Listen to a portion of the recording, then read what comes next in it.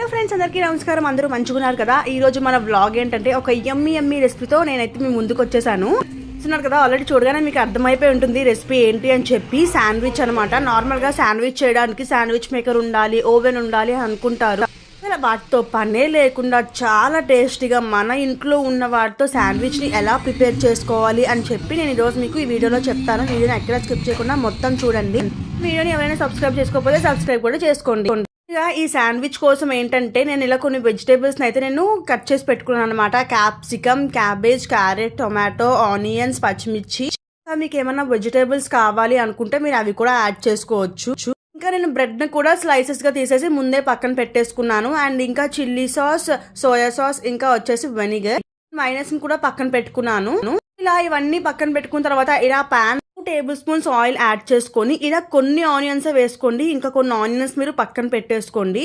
And మీరు ఇంకా ముందుగా కట్ చేసి పెట్టుకున్న ఈ పచ్చిమిర్చి, టొమాటో ఇవేమైతే ఉన్నాయో అవి కూడా యాడ్ చేసేసుకొని స్లోగా మాడకుండా కొంచెంగా ఫ్రై చేసుకోండి. మరి ఎక్కువ ఫ్రై చేసుకోవాల్సిన అవసరం కూడా లేదు. నార్మల్గా శాండ్విచ్కి ఏంటంటే పచ్చిగానే అలా పెట్టేసుకొని నార్మల్గా బ్రెడ్ కాల్చుకున్నప్పుడు కొంచెం కుక్ అయితే సరిపోతాయి అనుకుంటారు. కానీ అలా అయితే పచ్చిగా ఉంటాయన్నమాట. అంత టేస్ట్ అనేది మనకి రాదు. మీకు పర్ఫెక్ట్గా శాండ్విచ్ అనేది బయట అమ్మే టేస్ట్లో కావాలి అనుకుంటే మాత్రం ఇలా కొంచెం ఫ్రై చేసుకుంటే చాలా బాగుంటుంది టేస్ట్ అనేది. అలాగే చెప్పి ఎక్కువ ఫ్రై కూడా చేయాల్సిన అవసరం లేదు. ఇలా పచ్చిమిర్చి, ఆనియన్స్, ఇంకా టొమాటో, ఇంకా క్యాబేజ్ని కూడా వేసుకొని ఇలా నేను ఏంటంటే లైట్గా ఫ్రై చేసుకుంటున్నాను. తర్వాత ఇందులోనే కొంచెం సాల్ట్, ఇంకా కారం మన టేస్ట్కి తగ్గట్టు కూడా యాడ్ చేసుకొని అందులోనే కొంచెం చాట్ మసాలాని కూడా యాడ్ చేసుకొని ఆ క్యాబేజ్ అనేది కొంచెం కలర్ షేడ్ అయ్యేంత వరకు ఫ్రై చేసుకుంటే సరిపోతుంది. అందులోనే 1.5 టేబుల్ స్పూన్స్ సోయా సాస్, ఇంకా 2 టేబుల్ స్పూన్స్ వెనిగర్ కూడా యాడ్ చేసుకుంటే మనకి పర్ఫెక్ట్ ఇంకా స్టఫ్ అనేది మనకి శాండ్విచ్ లోకి పర్ఫెక్ట్ గా ఇంకా ప్రిపేర్ అయిపోయినట్టే. చూసారు కదా, అన్ని కూడా కొంచెం కలర్ షేడ్ అయ్యేంత వరకు ఉంటే సరిపోతుంది. మరి ఎక్కువ ఫ్రై చేయకుండా ఇంకా మనం అది స్టవ్ ఆఫ్ చేసేసుకోవడమే. మనం ముందుగానే స్లైసెస్ అనేవి పక్కన పెట్టుకున్నాం కదా. సో ఏంటంటే ఇలా మైనస్ అనమాట. ఒకవేళ మీ దగ్గర మైనస్ లేకపోతే మీరు ఏంటంటే టొమాటో సాస్ ఒకవైపు, చిల్లీ సాస్ ఒకవైపు కూడా వేసుకోవచ్చు. నా దగ్గర ఉంది కాబట్టి నేను పెట్టుకుంటున్నాను అనమాట.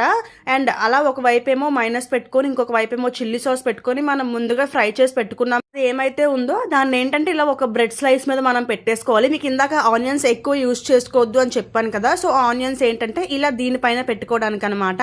అండ్ ఏంటంటే ఇప్పుడు ఉన్న బ్రెడ్ స్లైస్ని కూడా దానిపైన కవర్ చేసేయాలి. ఇలా మనం అన్ని ప్రిపేర్ చేసేసుకోవాలన్నమాట.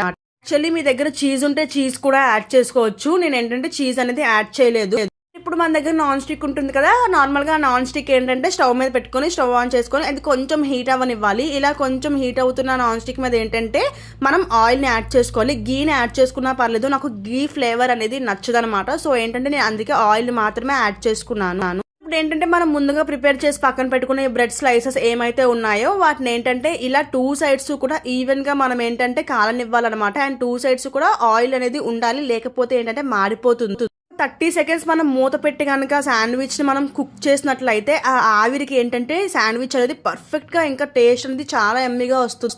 ఫస్ట్ ఇలా ఒక 20 to 30 సెకండ్స్ మనం 2 సైడ్స్ ఇలా పెట్టుకుంటే సరిపోతుంది. ఈవెన్ గా మనం ఏంటంటే ఫ్రై చేసుకుంటే సరిపోతుంది. ఇంకా మనకి శాండ్విచ్ అనేది రెడీ అయిపోయినట్టే. సరే కదా, ఎంతో కష్టపడకుండా మన ఇంట్లో వాటితోనే శాండ్విచ్ అనేది ఎంత టేస్టీగా చేసుకో. ఈ శాండ్విచ్ ని మీరు కూడా మీ ఇంట్లో ప్రిపేర్ చేసుకోండి. అండ్ టేస్ట్ ఎలా వచ్చిందో నాకు కమెంట్ సెక్షన్ లో చెప్పండి. నచ్చినట్లయితే లైక్ చేయండి, షేర్ చేయండి అండ్ సబ్స్క్రైబ్ కూడా చేసుకోండి. Bye bye.